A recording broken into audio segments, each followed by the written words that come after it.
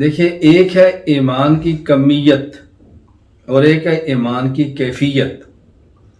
ایک ہے کمیت یعنی ایمان کی مقدار، ایمانیات، مؤمن بہی، کن کن چیزوں پر ایمان لانا ہے، اور ایک اس ایمان کی کیفیت۔ کمیت الگ چیز ہے، کیفیت الگ چیز ہے۔ حضرت امام ابو حنیفہ جو فرماتے ہیں ایمان نہ بڑھتا ہے نہ کم ہوتا ہے، اس کا معنی یہ کہ ایمانیات میں کمی اور بیشی نہیں۔ یعنی جب قرآن کریم مکمل ہو گیا، احادیث مکمل ہو گئی، رسول اکرم صلی اللہ علیہ وسلم دنیا سے رخصت ہو گئے، تو جو ایمانیات وہ دے کر گئے ہیں، نہ ان ایمانیات میں اضافہ ہو سکتا ہے، نہ ہی ان ایمانیات میں کوئی کمی ہو سکتی ہے۔ جو فرض ہونا تھا فرض ہو گیا، جو واجب ہونا تھا واجب ہو گیا۔ تو امام صاحب فرماتے ہیں کہ کمیت ایمانیات میں کمی اور بیشی نہیں۔ اور جو آیات سے معلوم ہوتا ہے کہ ایمان بڑھتا ہے، اس سے مراد کمیت نہیں بلکہ اس سے مراد کیفیت ہے۔ آپ مسجد میں بیٹھے ہیں، کیفیت اور ہے، بازار میں بیٹھے ہیں، کیفیت اور ہے، اہل علم کی مجلس میں ہے، کیفیت اور ہے، اور اہل فسق کی مجلس کے اندر ہوں گے، کیفیت اور ہوگی۔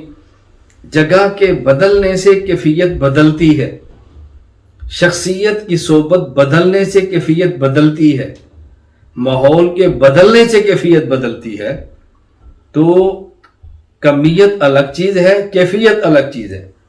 تو حضرت امام سے فرماتے ہیں ایمان نہ بڑھتا ہے نہ کم ہوتا ہے، یعنی ایمان کی کمیت، ایمانیات میں نہ کمی ہے نہ بیشی ہے۔ اور قرآن کریم کی آیات سے جو معلوم ہوتا ہے ایمان بڑھتا ہے، اس سے مراد ایمان کی کیفیت ہے۔ اور یہ آپ میں سے ہر شخص کے ساتھ معاملہ پیش آتا ہے، ہر کسی کے ساتھ۔ کبھی کیفیت اور ہوتی ہے، کبھی اور ہوتی ہے۔ لوگ کہتے ہیں جی آج تو میں نے بیان سنا تو آنکھوں سے آنسو طاری ہو گئے، آج تو تہجد میں تھا تو بہت رویا، لیکن اب پتہ نہیں کیا بات ہے، تہجد پڑھنے کو دل ہی نہیں کرتا، پڑھ لوں دل سخت ہوتا، دعا مانگنے کو دل نہیں کرتا۔ یہ کیفیت کی تبدیلی ہے۔ اس کو صوفیاء کی اصطلاح میں کہتے ہیں بسط اور قبض۔ کبھی کیفیت ہوتی ہے کہ بندے کا دل کھلا ہوتا ہے، شرح صدر ہوتا ہے، خوش ہوتا ہے، اور کبھی کیفیت ایسی ہوتی ہے کہ انسان کی طبیعت منقبض ہو جاتی ہے، طبیعت بجھی ہوتی ہے، کسی چیز کو دل نہیں کر رہا ہوتا۔ تو یہ کیفیت الگ چیز ہے، کمیت الگ چیز ہے۔ دوسرا جواب، ایک ہے ایمان اجمالی اور ایک ہے ایمان تفصیلی۔ ایمان اجمالی میں کمی اور بیشی نہیں، ہاں البتہ ایمان تفصیلی میں زیادتی ہوتی رہتی ہے۔ وہ زیادتی کا مطلب کیا ہے؟ رسول اکرم صلی اللہ علیہ وسلم کے دور میں ایک آیت نازل ہوئی، اس کو مان لیا، پھر دوسری نازل تو اس کو مانا تو ایمان بڑھ گیا، پھر اور نازل تو اس کو مانا، ایمان بڑھ گیا، ایک فرض نازل ہو تو اس کو مانا، ایمان بڑھ گیا، اس کے بعد ایک اور فرض آیا مانا تو ایمان بڑھ گیا۔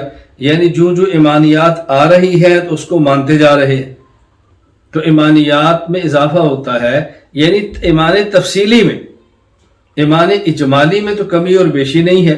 ایمان اجمالی التصدیق بجمیع ما جاء بہ النبی صلی اللہ علیہ وسلم، جو چیز حضور پاک لائے میں ان سب کو مانتا ہوں، یہ اجمالی ہے۔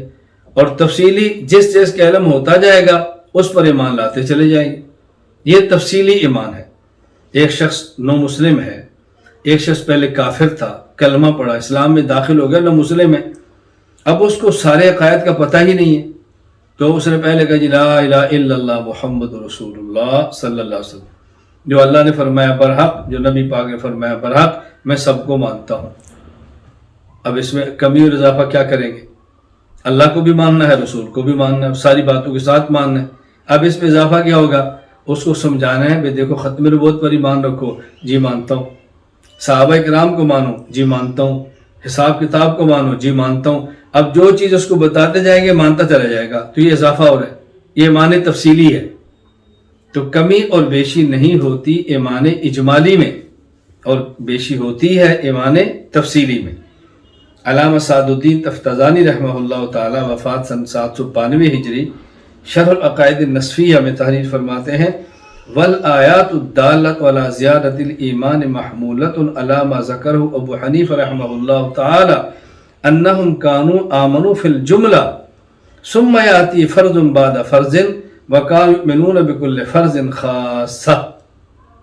یہ معنی امام صاحب کی عبارت کا ہے کہ اجمالی ایمان لے آئیں اس کے بعد جو ایک چیز علم میں آتی جائے گی اس کو مانتے چلے جائیں گے، اور یہ ایمان تفصیلی ہے۔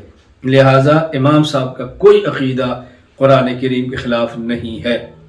میں یہ بات کئی بار کہہ چکا ہوں، اہل السنت والجماعت احناف دیوبند کا عقیدہ قرآن اور حدیث کے خلاف نہیں ہو سکتا۔ ہاں کبھی قرآن حدیث کے خلاف نظر آتا ہے، جب علماء دیوبند کا کوئی عقیدہ قرآن حدیث کے خلاف نہ ہو لیکن نظر آئے، اہل نظر سے نظر کا علاج کرواؤ، عقیدہ قرآن حدیث کے خلاف نظر بھی نہیں آئے گا۔ ہم عقائد کے لیے درسگاہ بھی رکھتے ہیں اور نظر کے علاج کے لیے اہل نظر کی خانقاہ بھی رکھتے ہیں۔ بحمد اللہ تعالی ہم نے علمی درسگاہ کا بھی اہتمام کیا ہے اور نظر کی اصلاح کے لیے خانقاہ کا انتظام بھی کیا ہے، بصارت اور بصیرت دونوں کا خیال کیا ہے، عقیدت اور بصیرت دونوں کا خیال کیا ہے۔